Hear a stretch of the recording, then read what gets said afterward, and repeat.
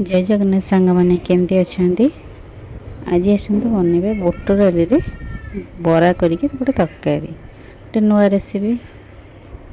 प्रथम बुट डाली के अधा घंटा घंटे जी जमी बतुरी पारा बतुरी गले तो भल से ग्राइंड करदे बोले गोटे भल पेस्ट कर भल कि तादे गोटे दी तीन टा कंचा लंगा मुझे आ कि देनी कंचा लंगा दे भल से पेस्ट करदे।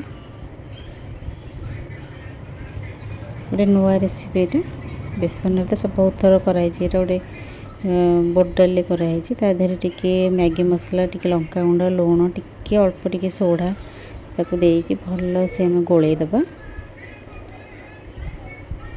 गोला गोली कर सारा पर तेल कड़े बसैबा तापर छोट छोट बरा करके छाणीदबा।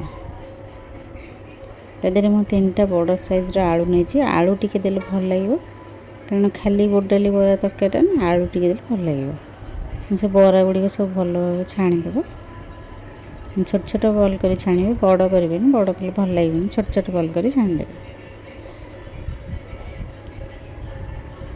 सब बरा को मुझे छाणीदेली तापर आलू तीन टा बड़ साइज तो काटिकी छाणीदेली से तेल रे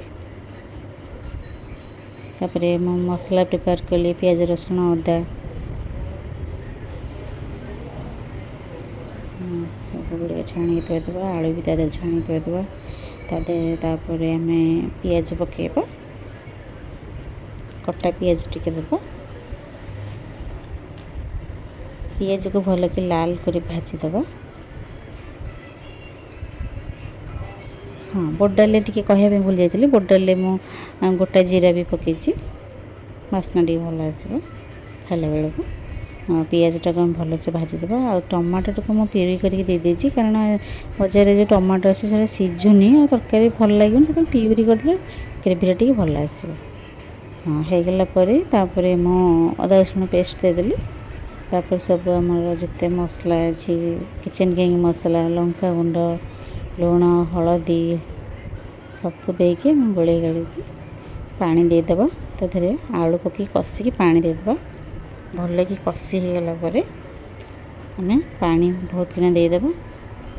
बराटा जो फुटीज तादे आम सब बल पकईदे देखते आम प्रिपेयर होगला धनिया पत्ती गार्निश करदे प्रिपेयर होगला आमर बुट डाली आलू बरा तरकारी।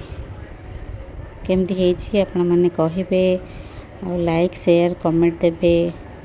हाँ सांग मैंने सब्सक्राइब करने को भूलें। रहुची जय जगन्नाथ।